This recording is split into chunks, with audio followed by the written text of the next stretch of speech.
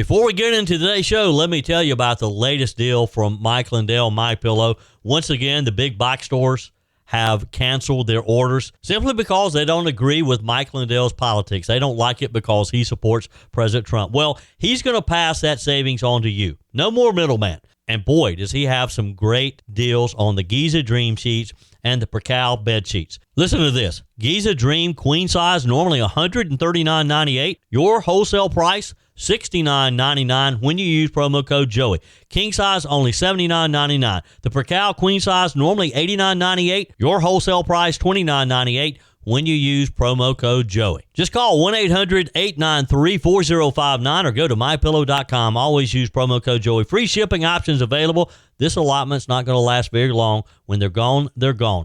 MyPillow.com, promo code Joey. Thanks for joining me in the PhD Weight Loss and Nutrition Studios. To lose weight for the last time, visit myphdweightloss.com. Senator Chris Van Hollen clashed with ABC News host Jonathan Karl yesterday as he was questioned over what Democrats have achieved in the Department of Homeland Security shutdown fight that has kept the partial shutdown going for 45 days now. The senator did not have a valid answer. That story in just a moment. Israeli police prevented a Catholic cardinal from celebrating Palm Sunday Mass at the church traditionally believed to have been built over the site of Jesus Christ's crucifixion and burial, adding a new dynamic, if you will, to the ongoing tensions in the Middle East. No Kings protests were held all around the country over the weekend. The turnout seemed to be disappointing, with an estimated 1,000 people showing up at the Statehouse in South Carolina for the No Kings rally. They needed to do more than that if they wanted to see real change, activists and organizers told the media covering the event. And South Carolina Senator Josh Kimbrell joins us today to talk about the final weeks of the legislative session, tax cuts, and his campaign for governor. I told you we'd be back. And ye shall know the truth, and the truth shall make you free. It's Joey Hudson. I wanted to name it the Joey Hudson bill, but, they don't allow you to put names on bills. But I wanted to call it the Joey Hudson bill because I know that one's been near and dear to you for a number of years. That's how it's done. Let your voice be heard. And the truth shall set you free. Here's Joey Hudson. So if you tried to fly lately, and I've been encouraging you not to, you're watching this shutdown drag on into its second month, and you're probably asking a very simple question. What exactly are we getting out of this? And that's not my question. That's the question that ABC's Jonathan Karl put directly to Senator Van Hollen yesterday. And I got to tell you, it's the kind of moment that kind of cuts through all the talking points. We're now 45 days now into a partial government shutdown, specifically impacting the Department of Homeland Security. That means TSA agents stretched thin, airport lines backing up. We've seen those images all around. Border operations under pressure, Coast Guard and FEMA funding caught in the middle. And meanwhile, Congress is on recess. They're out of town. Here's what Senator Van Hollen had to say. Yeah, I guess what's confusing here is you have fought and blocked the funding for the Department of Homeland Security because you object, as you just outlined, to what ICE has been doing. And you wanted to force changes. And yet, the only thing that has been assured throughout all of this is that ICE already has the money. Because as you said, $75 billion passed in the budget bill last year. So you're holding up the entirety of the Department of Homeland Security because you object to ICE and you want changes to ICE. But through it all, ICE continues to have the money it needs. John, we're not holding up all of the money for all the Department of Homeland Security. That's just a false statement. We have said repeatedly, we should fund TSA, we should fund FEMA, we should fund the Coast Guard. We are not prepared to give ICE another $10 billion on top of the monies they already have and are using in many of these lawless operations. We're not going to give them another $10 billion unless they make fundamental reforms, that $10 billion, holding people accountable for the killing of American citizens. And fighting over that additional $10 billion, you are holding up the rest of Department of Homeland Security. We're not holding it up. you're saying... No, John, we're not holding it up. We have now voted 10 times. Right, but you're holding up unless it doesn't include money for ICE. That's just a fact. Unless it doesn't include money for ICE, a very reformed ICE. That's right. Which already has the money. Why not fund TSA now? That's what we've said. I mean, that question from Mr. Karl is kind of what we're all thinking, right? What did Democrats actually get out of this shutdown fight so far? Nothing. Even if it ends today, what have they accomplished? When you shut down part of the government, when people are affected, when services slow down, there better be a clear outcome, and there isn't. Senator Van Hollen's response, pretty straightforward. He said Democrats want full funding for TSA, full funding for FEMA, full funding for the Coast Guard. Well, why has he not voted for that? They don't want to approve additional funding for ICE. Well, ICE is already funded. So this whole shutdown thing is over an additional $10 billion. Why? Why do they not want to? Well, he says that ICE is a lawless operation. And look, I don't care if they debate that policy issue, but they can do that. They can try to change the way ICE operates outside of shutting the government down. And that's where, if you listen, that's where Jonathan Karl really leaned in, where things got a bit uncomfortable, because Senator Van Hollen did not have an adequate answer for that, did he? I mean, right now, the agencies that are being affected aren't ICE. It's TSA, airport security. It's frontline operations that Americans interact with every day. And as Senator Van Hollen is pushing back, saying, well, we're not holding it up. Well, yes, you are, Senator. And Jonathan Karl pushed back, saying you're holding it up unless it doesn't include ICE funding. That's just a fact, and that is the fact. I mean, let's strip away the politics for a second and just talk reality here. This is a leverage fight. Democrats are using DHS funding to push for ICE reforms. Republicans are saying you don't hold up national security agencies to make the point. And who's caught in the middle? The American people. The traveler stuck in long TSA lines. The federal worker wondering about funding, wanting to get paid. The everyday American watching Washington argue again. Now, if you've flown recently, you've seen it. Long lines, delays, frustrations. TSA is one of those agencies you don't think about until it's not working smoothly, right? Right now, it's under strain. And here's the irony. Both sides say they want TSA fully funded, but they can't agree on the broader package, so TSA gets caught in the crossfire. Over in the House, Speaker Mike Johnson pushed through a temporary funding bill, a short-term fix, 2 months of funding to try to get these agencies back, try to get these people paid. Now, the problem is that bill's likely dead on arrival in the Senate. Why? Because it needs 60 votes, and we're right back to where we started from.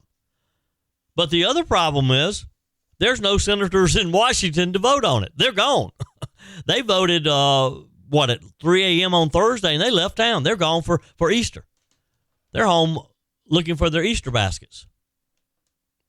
And this is where I want to zoom out for a second, because, again, it's not just about ICE. It's not just about TSA. It's not even just about DHS. This is about how Washington handles conflict, or at least I probably should say how they don't handle conflict. Fund essential services first. Debate policy separately. It's real simple.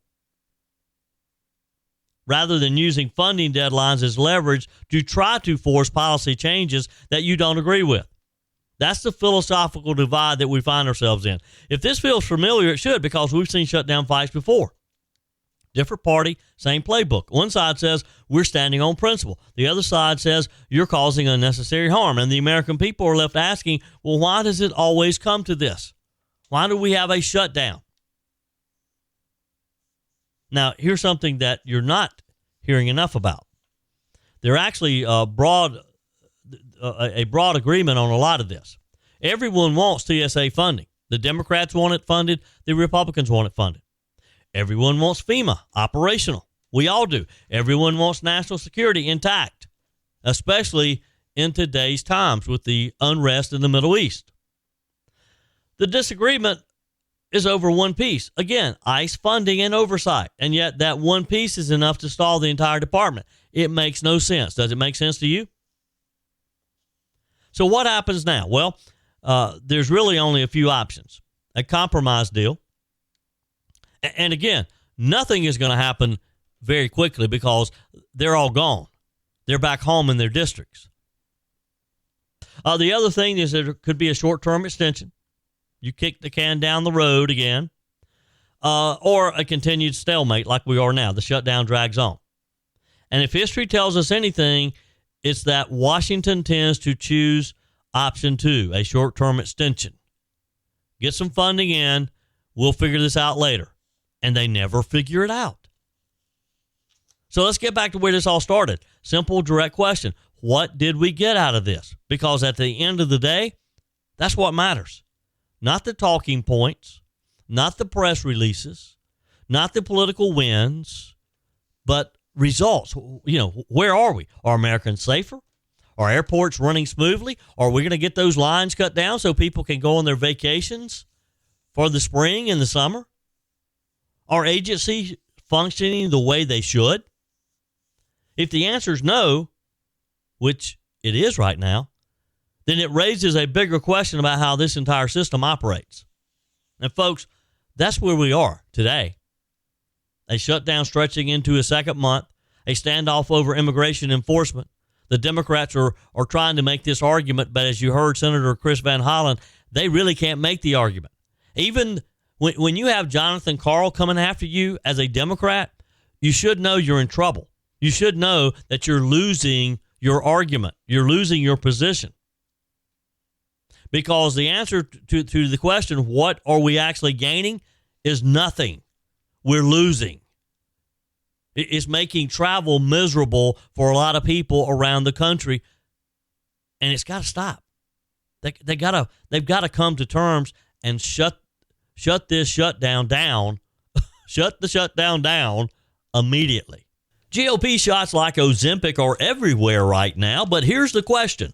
What happens when you stop? If you don't fix the reason your body gained weight in the first place, the weight comes back. Joey Hudson here at PhD Weight Loss. They don't just treat the weight as the problem. They treat it as a symptom of metabolic dysfunction, hormone imbalance, or inflammation. If you don't correct those, no shot or hack will ever last. PhD looks at you holistically to improve your health span, your energy, and your longevity, because losing weight is one thing, but keeping it off for life is another. Right now, when you call PhD Weight Loss and mention Joey Hudson, you'll receive 2 free weeks in the program, and they'll cover the cost of your food. That's real results with zero guesswork. Again, mention Joey Hudson when you call 864-644-1900. That's 864-644-1900. Visit them online at myphdweightloss.com. Stop chasing weight. Start fixing what actually is causing it. Call today. Be sure and tell them Joey Hudson sent you. Get your 2 free weeks in the program. 864-644-1900. Now, this was a story I didn't see coming from out of Jerusalem.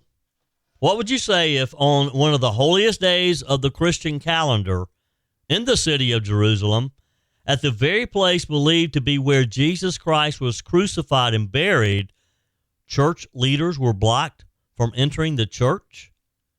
Because reportedly that's what happened. And it's raising some serious questions, not just about security, but about religious freedom, global tensions, and what's really happening in the Holy Land right now. Fox's Stephanie Bennett tells the story. The church authorities say Cardinal Pier Battista Pizzaballa and also Reverend Francesco Yelpo were stopped outside of the Church of the Holy Sepulchre, believed to be the site of Jesus Christ's crucifixion, where they plan to hold a mass to mark the start of Holy Week, something that has been done, of course, for centuries. But the move is drawing criticism from global leaders and the church. The U.S. ambassador to Israel, Mike Huckabee, wrote on X, quote, Homefront command guidelines restrict any gatherings to 50 people or less. The 4 representatives of the Catholic Church were well below that restriction. For the patriarch to be barred from entry to the church on Palm Sunday for a private ceremony is difficult to understand or justify. Now, again, this was a private service. It was just the 4 of these Catholic leaders, and it's been confirmed by U.S. Ambassador to Israel, Mike Huckabee. He was pretty upset himself. Again, it's the Church of the Holy Sepulchre. It's the site traditionally believed for the crucifixion, burial, and resurrection of Jesus Christ. I've been there a number of times myself. It's a beautiful, beautiful place, and it's very special to be able to stand there. Now, again, we don't know for sure that that's the site. There's an ongoing debate on whether that is the exact site, but it's the site that is that's recognized as the most likely. Okay. So Palm Sunday isn't just another day on the calendar. Of course, it marks the beginning of Holy Week, the most sacred time for Christians worldwide. Jerusalem is the epicenter. That's where millions of believers spiritually turn their attention every year. But this year, things look a lot different. Now, to be fair, Israeli officials say this wasn't about targeting Christians. The explanation? Security. As you can imagine, the region is on edge. We're talking about an ongoing conflict involving Iran, of course, missile threats, real danger in and around Jerusalem. Look, I would not want to be there myself in today's times. Just 2 weeks ago, shrapnel from an intercepted Iranian missile landed near some of these very holy sites. So officials say that they were acting out of extreme caution. The office of Benjamin Netanyahu said there was no malicious intent whatsoever, only concern for safety. Israeli President Isaac Herzog personally reached out to the cardinal to express regret over what he called an unfortunate incident. That explanation isn't sitting well with a lot of people, though, because here's what critics are pointing out. Other groups, Muslim worshipers during Ramadan, Jewish visitors preparing for Passover, have been allowed to access to their holy sites under certain conditions. So the question becomes, why not here? Why not now? And the backlash around the world has been pretty swift, too. Italian Prime Minister Giorgia Meloni called the move an offense not just to believers, but to anyone who values religious freedom. French President Emmanuel Macron warned about what he described as an alarming pattern of violations involving Jerusalem's holy sites. And as I mentioned a minute ago, U.S. Ambassador to Israel Mike Huckabee called it an unfortunate overreach. And then there's the Vatican. The Pope addressed the situation directly, reminding the world that Christians in the Middle East are already suffering under the weight of conflict and now, in many cases, can't even fully observe their most sacred traditions. And here's where the story kind of hits home. This isn't, again, about one church necessarily or one event. Large parts of Jerusalem's old city are effectively locked down right now. A mosque closed to many Muslim worshipers. The Western Wall, restricted access. And now one of Christianity's most sacred sites, partially inaccessible at one of the most important times of the year. So what did the cardinal do? He adapted. Instead of celebrating inside the Church of the Holy Sepulchre, he held a simpler service outside another church nearby. He blessed the city, called for peace, not politics, not protest, but peace. And folks, that may be the most important takeaway here. Because when you step back from the headlines, this is not just a geopolitical story, it's a human one. It's about people of faith, of all faiths, Christians, Jews, Muslims, trying to worship in their own way in a region where tensions are high, threats are real, and decisions are being made in seconds that ripple around the world. There's a lot of uncertainty there. And again, I've been to Israel a number of times. I went to Israel soon after the October 7th attack. I went back to Israel last fall. Israel, in the best of times, can be pretty tight security-wise. But I would not want to be in Jerusalem right now. But these men of God did. Their dedication to their faith and being leaders of the church put them at that site where they should not have been turned away. I mean, they met the criteria. There were only 4 of them. But whether you agree with the security decision or not, one thing is clear. When access to worship is disrupted in a place like Jerusalem, the whole world notices. And as we head into Easter week, the question is no longer necessarily about security. It's about whether peace, freedom of worship, can still find a place in one of the most sacred cities on earth in these really challenging times, when you have a country literally firing missiles trying to kill anyone that they can in that region. It's a tough situation, but all we can do from here is to pray for that peace and pray for the safety of all the churches in the Middle East. The No Kings protests were held all across the country over the weekend. Videos of demonstrators went viral. Some got violent. Fox's Max Gordon was in Los Angeles and reports. The Department of Homeland Security reported a group of about 1,000 people surrounding a federal detention center. Rioters threw rocks, bottles, and pieces of cement blocks.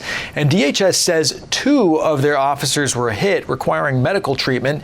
LAPD says they made 75 arrests, and officers were seen using tear gas and pepper spray on people in the crowd who wouldn't disperse.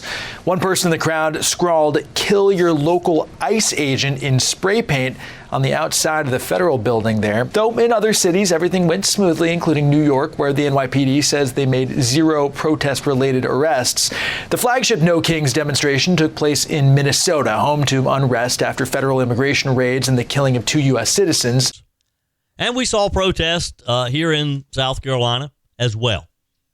More than 1,000 people reportedly showed up at the Statehouse in Columbia for the No Kings rally there.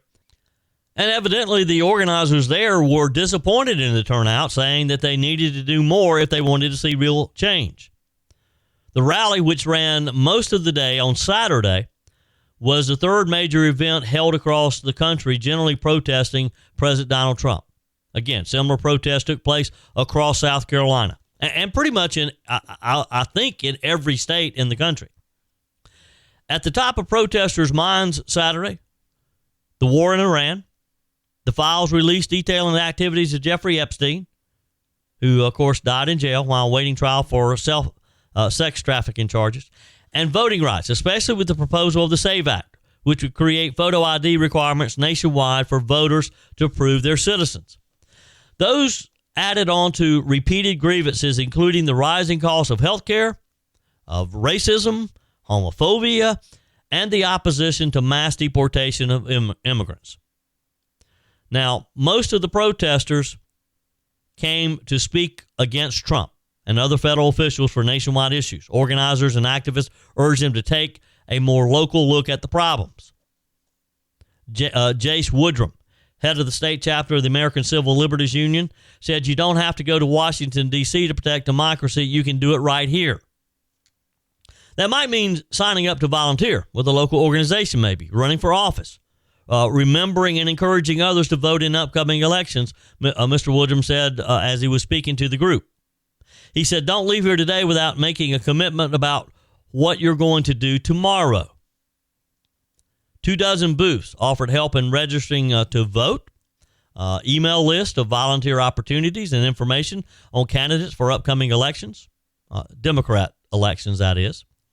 And among them were the South Carolina Progressive Network, the Young Democrats of the Central Midlands, the Alliance for Retired Americans, and the Lexington County Democrat Party were all there trying to recruit volunteers and future donors.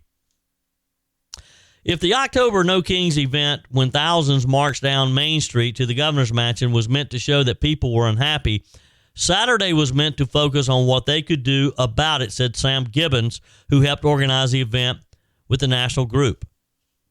Gibbons told the crowd, "I don't just want to see you here. I want to see you in the streets or with the ACLU or volunteering." Some candidates made appearances Saturday, more than 24 Democrat and independent candidates for Congress, the state legislature, local offices, and statewide races made their case to the crowd that, according to reports, fluctuated in size throughout the day. Now, today is the final day of filing. You can file to run at up until noon today. A statewide primary election, of course, taking place January 9th ahead of the general election in November. Simon Joseph, a retired Army sergeant, said he doesn't have the time to volunteer for the causes he supports, but he believes the most important thing a person can do to make a change is vote and encourage people they know to vote. I would agree with that.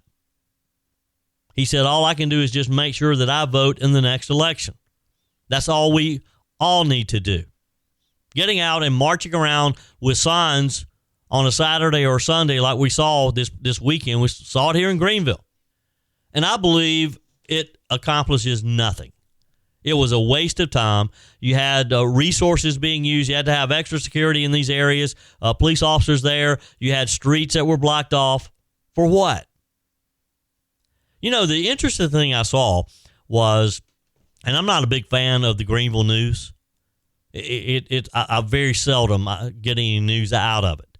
My go-to is the Daily South Carolina Daily Gazette and the Post-Courier. But the Greenville News, the one of the reasons I don't like it is because they put everything behind the paywall. They'll tease you with a headline. You click on it and you can't read it unless you subscribe. I don't want to subscribe. I let my subscription go out years ago because they just don't have any news in there. But guess what story you could read over the weekend?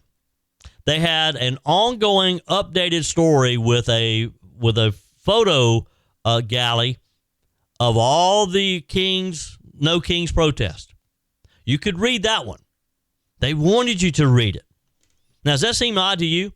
Does it seem odd to you that they typically won't let you read news stories, but they wanted to make sure that you saw all of these lunatics out there walking around with their signs made up with No Kings?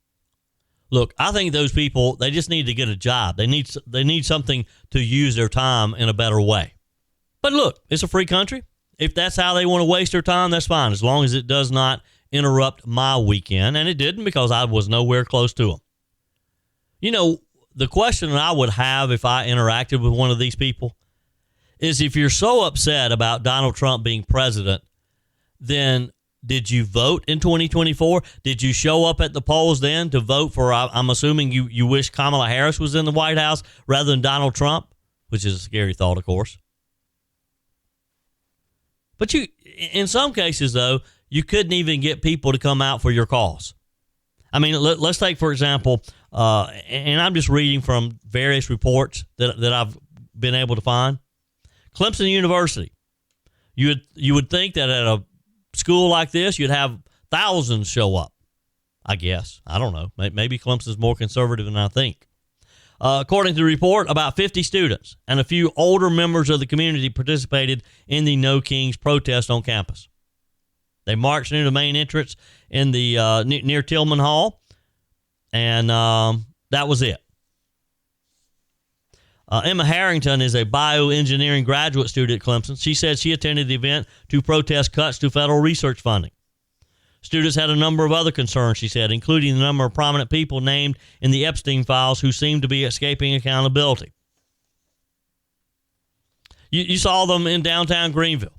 And again, the crowds weren't as large as some of the reports would have had you believe that they were going to be. Some of the other smaller cities around the upstate had protests as well.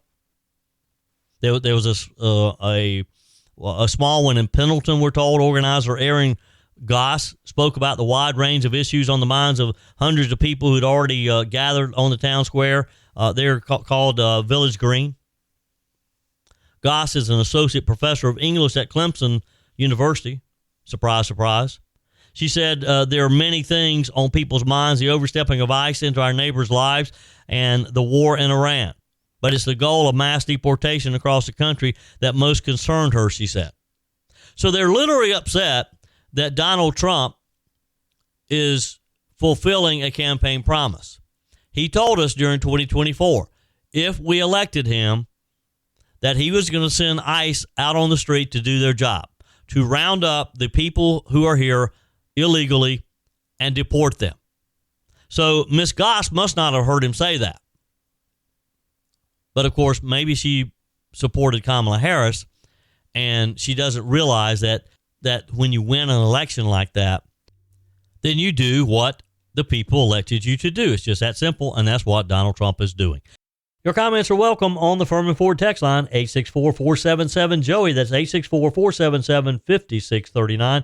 Emails always welcome, joey@joeyhudson.com. Speaking of the Furman Ford text line, it's never been more important to support locally run businesses owned by people who actually live here in the upstate. Let me take a minute to talk with you about our friends at Furman Ford. If you're looking for a new vehicle, maybe a great pre-owned vehicle, one you can trust, or maybe you're looking to order that special vehicle. Either way, if you want a new one, a brand new one, or a pre-owned that you can trust, the folks at Furman Ford, they're there to help you. Their name is on the sign because their name is on the line, because every single transaction is important to them. Jim Furman, Matthew Furman. They do business the right way.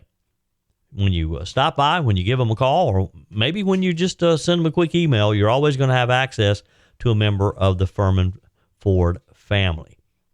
And by the way, they also offer great service, and you're not going to have to wait weeks and weeks to get it done. And you do not have had to purchase your vehicle at Furman Ford. Doesn't even have to be a Ford. They service all makes and models. Visit my friends at Furman Ford online at furmanford.com, furmanford.com.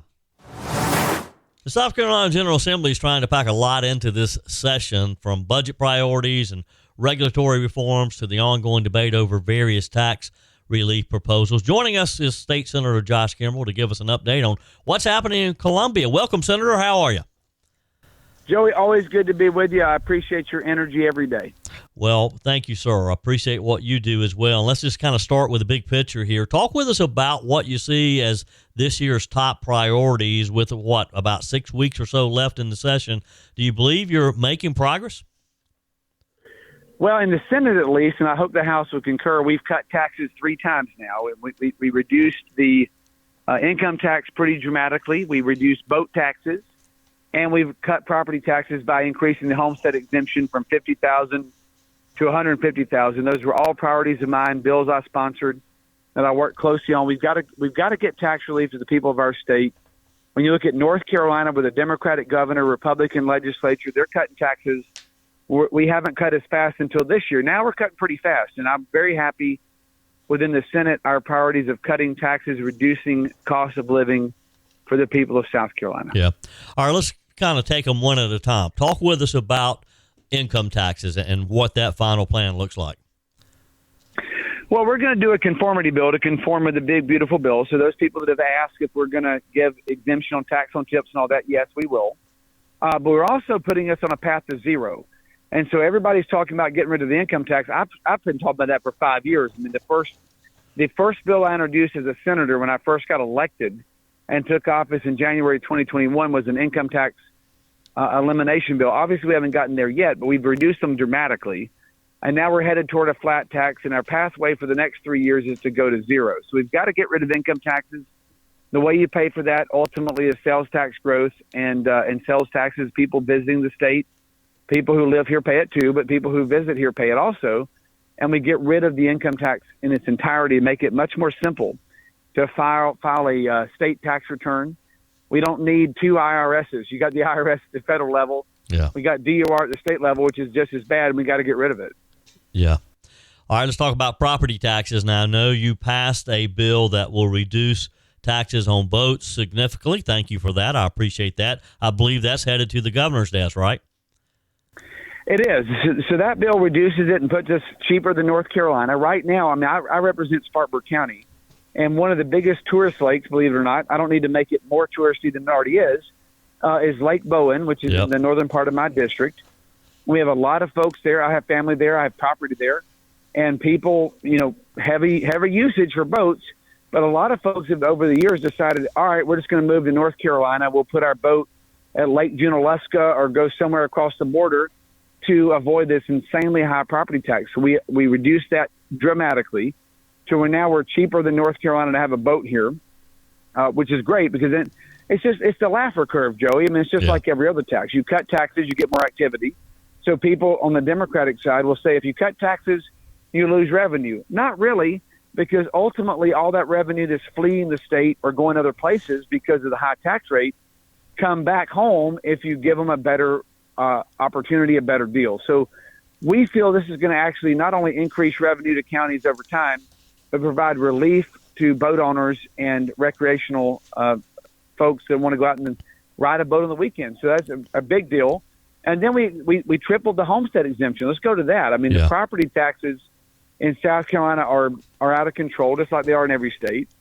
And right now you got a $50,000 deduction. So when you file your taxes, your property taxes are assessed based on the home value. Only the first $50,000 is deducted from that. Well, I think that's ridiculous. So Senator Harvey Peeler, the chairman of Finance Committee, and my delegation mate in Spartanburg, I'm the Spartanburg delegation chairman, and he's on the delegation.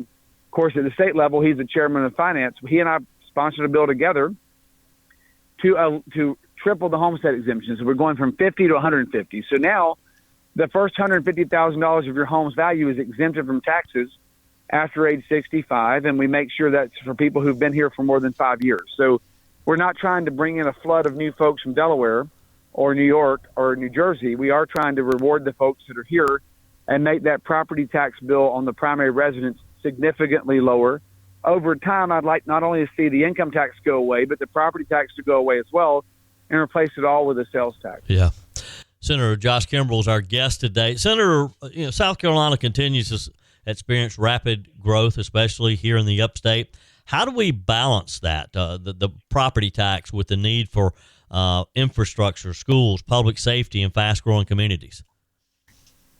Well, Joey, that's a great question. So Senator Davis and I, Senator Davis from Beaufort, he and I have worked together on a concurrency bill to ensure that we protect private property rights, where nobody's rights are restricted on what they own and what they want to sell, but that we cannot allow communities to grow faster than the underlying infrastructure. So that means roads, bridges, schools, a whole range of services, fire services.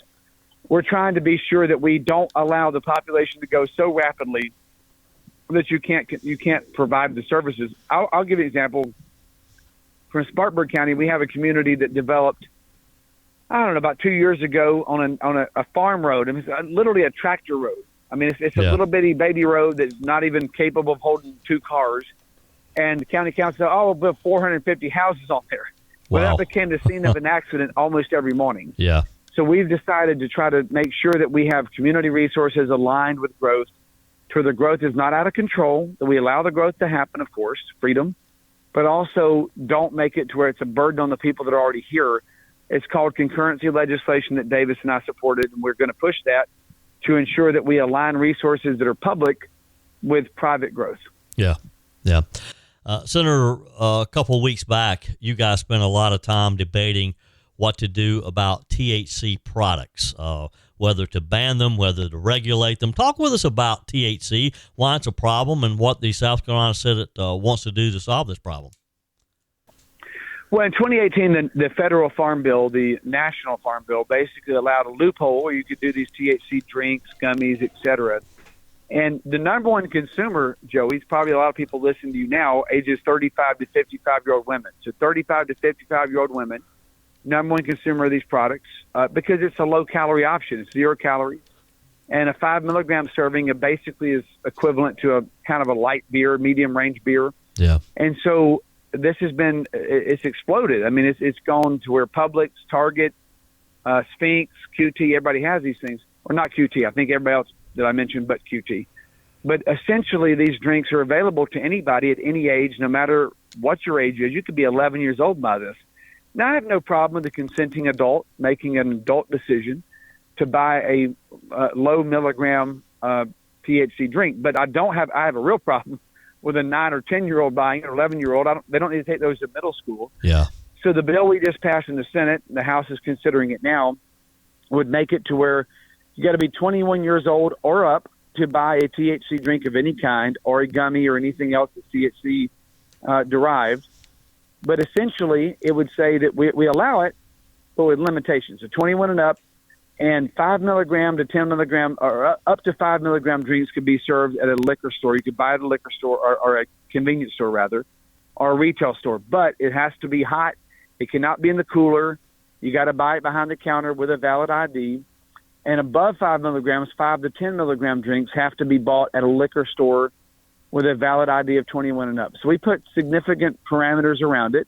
We didn't ban it. We believe in free market choices. But we did say kids should not get this. A middle schooler shouldn't have it. High schoolers shouldn't have it. and we need to be sure that while this is allowed and legal, it's got to be well regulated to protect the general public. Yeah. Yep. Senator Josh Kimbrell is on our guest line. This past week, you made it official. You filed to run for governor. Take a minute and talk with our listeners about your campaign. Well, Joey, look, everything we're talking about right now, whether it's property tax cuts, income tax cuts, protection of human life, regulatory reform, I've done all that. So everybody talks about it, and I'm not beating up anybody. I've tried to be a very positive guy in the campaign. I don't like attacking folks. It's not the way I operate.